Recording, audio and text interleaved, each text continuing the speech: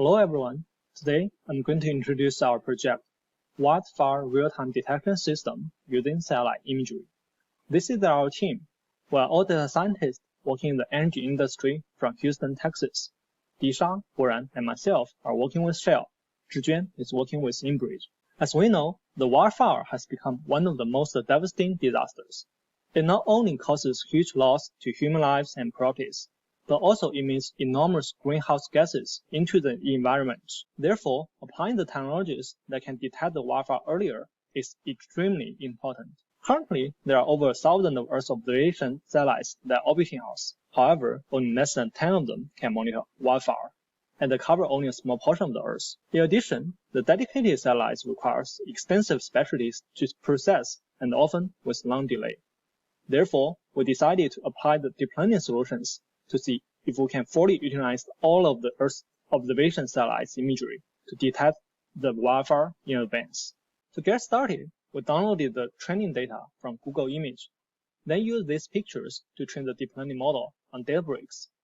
The final model is then saved on S3. We use Streamlit as the website to deploy the application.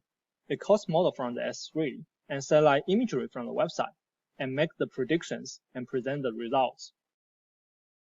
When we kicked off the project, our first question was the data source. We decided to use the satellite image with a burn scar. Here's one typical example. By downloading image from Google, we selected 129 images. Then we manually contoured the burn area. After that, we applied multiple pre-processing steps on the local laptop. As shown here, we created our training dataset from scratch. Next, we moved on to building our training pipeline.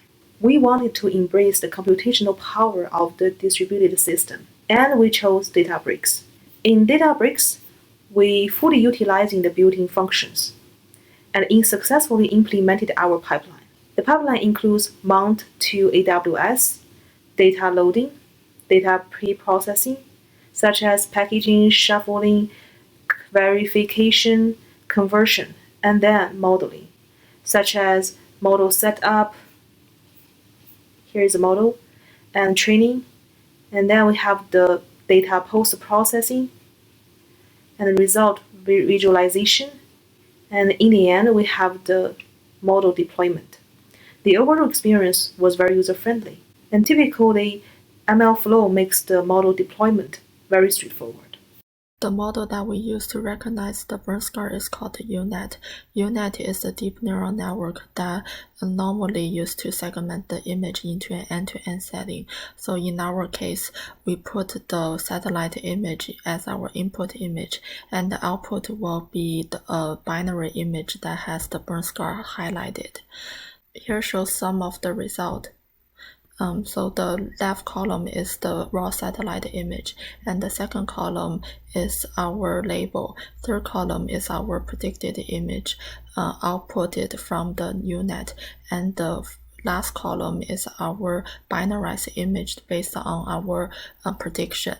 And here are more examples of our UNet detection. The framework we used to create our app is called Streamlit.